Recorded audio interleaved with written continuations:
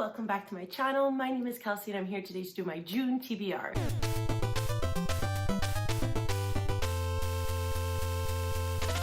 So once again, I have a pretty ambitious TBR, but there's a lot of like romance and YA on this TBR, so I'm hoping to be able to get through it quite quickly. I also experienced somewhat of a reading slump in May, which I'll get into my wrap up, but I'm getting out of it. I'm reading books quickly, so I really think I can take on this TBR. First things first, every summer I do a Kelsey Reads romance, and so for this vlog, I will be reading 4 of like pretty famous, pretty popular romances, so I'm really excited. If you could guess what some of them are, let me know down below, but I'm really excited about this vlog. But as for the books I will be talking about in this video, we'll go first into the arcs I need to read. First, I have 2 physical arcs I would like to get to sent to me by HCC Frenzy, so thank you so much. The first of which is Cafe con Nichi by Emery Lee. I talked about this in my May TBR, but I didn't end up getting to it. So both of these characters own small ethnic cafes in their small town of Vermont, and their families are long-standing competitors. Gabriel Moreno is miserably stuck in the closet. Theo, who is the school's only open gay boy, has it out for him. There is a new fusion cafe that opens up in their neighborhood, and the two kind of have to work together to, like, I guess take down this other cafe while not trying to fall for one another. I'm very excited to pick this up. The cover is absolutely stunning. I've never read from Emery Lee before, but I've heard that their books are extremely cute, so I'm really looking forward to picking this one up. After that, I have a pretty exciting arc for Out of the Blue by Jason June. This is exactly what it looks like. It's a romance, I believe, between a guy and a merman. Crest, who I'm assuming is the merman, is not excited to be on their journey. The rules are simple: help a human within 1 moon cycle and return to Pacifica to become an elder, or fail and remain stuck on land forever. Crest is eager to get their journey over and done with. After all, humans are disgusting. They polluted the planet so much that there's a floating island of trash that's literally the size of a country. In Los Angeles, with a human body and a new name, Crest meets Sean, a human lifeguard whose boyfriend has recently dumped him. Crest agrees to help Sean make his ex jealous and win him back. As the two spend more time together, they'll soon be torn between 2 worlds. So excited for this. Like, I can't even express the excitement I have for this book. After that, I have an arc for Her Majesty's Royal Coven by Juno Dawson. So this book has been marketed as a discovery of witches meets the craft. And if you know, I did not enjoy Discovery of Witches, but I do like the craft. So I'm hoping that this book will give me something that I'll like. Essentially, this book follows 4 young girls, Helena, Leonie, Niam, and Elle, and at the dawn of their adolescence, they took the oath to join Her Majesty's Royal Coven, which was established by Queen Elizabeth I as a covert government department. Decades later, Helena is now the reigning high priestess of the organization, but she's the only one in her friend group that is still a part of this coven. In this book, Juno Dawson explores gender and the corrupting nature of power in a delightful and provocative story of magic and matriarchy, friendship, and feminism. Dealing with all aspects of contemporary womanhood, as well as being phenomenally powerful witches, the girls may have grown apart, but they will always be bound by the sisterhood of the coven.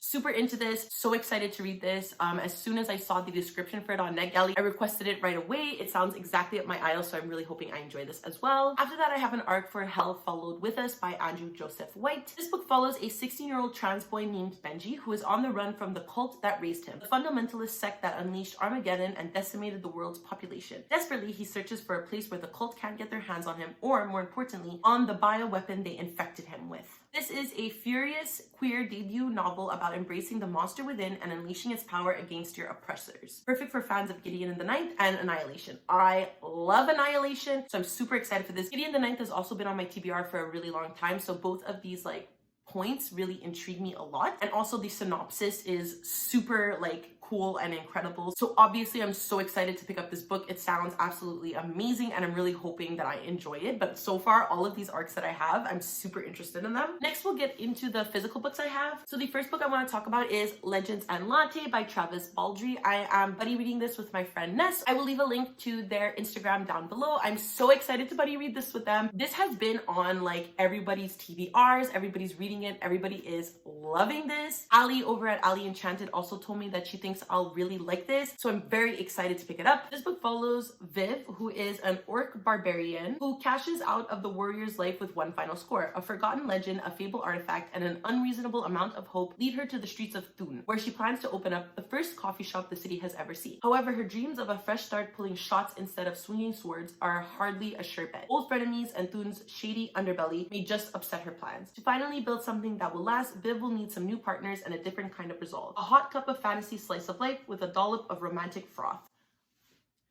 Sounds amazing to me. I mean, look at these. Look at them. I can't wait to read this. Oh my god. I think this is going to be one of the first books I pick up in June, and like I can't wait. I can't wait. It's still May and I just want to get it over with so that I could read this. Next we have The Battle of the Labyrinth by, I was about to say Percy Jackson, by Rick Riordan, and this is for me and Honani's Percy Jackson along. If you haven't been following our channels for a while, Honani and I are reading one Percy Jackson book per month, and this one is the penultimate book for the series. We are now at book 4. So I'm not going to get into like a very grand synopsis, but basically the Percy Jackson series follows a boy named Percy Jackson who one day discovers that Greek myths and gods are not solely found in his textbooks. Once he finds out that he is the son of Poseidon, he is kind of set forth onto this trajectory of like helping the gods and going on these quests to solve these problems. I have been really enjoying the series so far, and people have been saying the last 2 books are really game changers. So I'm very excited to pick this up. The last one ended in a cliffhanger, so I can't wait to see how that develops further in the series.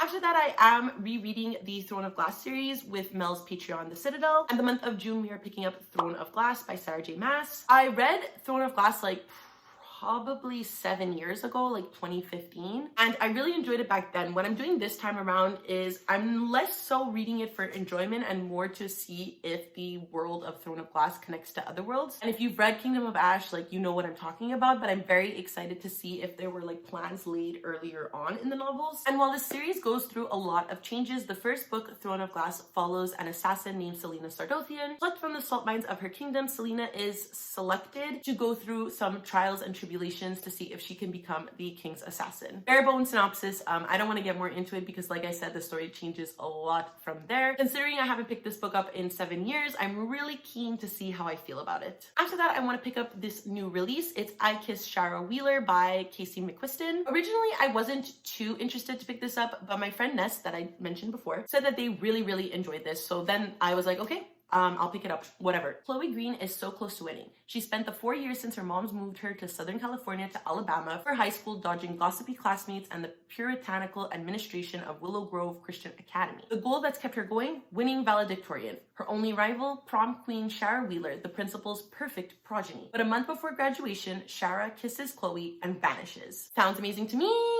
The inside of this book is absolutely gorgeous, so I can't wait to read this like cute little sapphic romance. This is Casey McQuiston's first dive into YA, and I've enjoyed their first 2 books, so I'm really interested to see how this one will pan out. I'm really hoping it's just like a sweet contemporary romance, so looking forward to it. After that, I have one book from my 30 Before 30 that I would like to take on, and that is The Portrait of an Artist as a Young Man by James Joyce. I wanted to focus this month mostly on queer lit. The books that I had chosen for my 30 Before 30 list were not LGBTQ plus focused, so I was really running out of ideas as to what to pick for this month. I was under the impression that this book kind of has like queer nods, but I'm not 100% sure. This is basically a semi-autobiographical novel that follows a young man in 19th century Ireland. Faced with the structures of a traditional household and a deeply religious society, this classic tale brings the life of Daedalus' search for artistic freedom. I'm not 100% sure if this does tackle any LGBTQ plus issues. However, this idea of living in a puritanical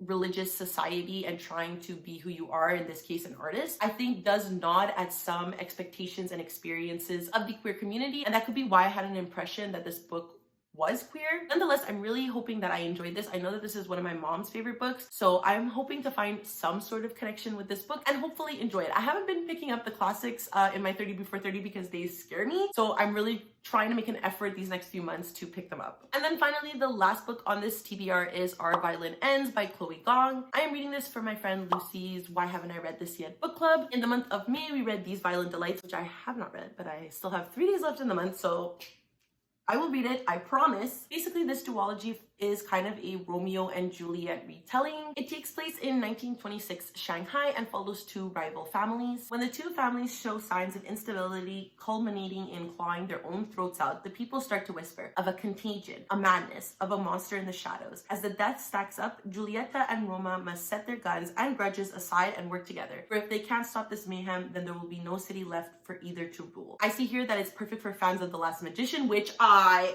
am. Completely underrated series if you have not read that yet. do it. But I am extremely excited. This book has always sounded interested to me. I can't wait to get to the first book and then this book in June. And that's it. Those are all of the books I would like to get to in June. If you have read any of them, please let me know how you felt about them down below. Did you love them? Did you hate them? Let me know. And if you would like to follow me on any of my other social medias, I do leave a link down below to my Twitter, Goodreads, and Instagram if you would like to follow me there. And because it is the end of the video, please do not forget to like, subscribe, and ring the notification bell. It does wonders for my channel. It makes me feel really good and I really appreciate it. But that's it. I don't know how to end these things ever without sounding awkward, so I will see you next time. Bye!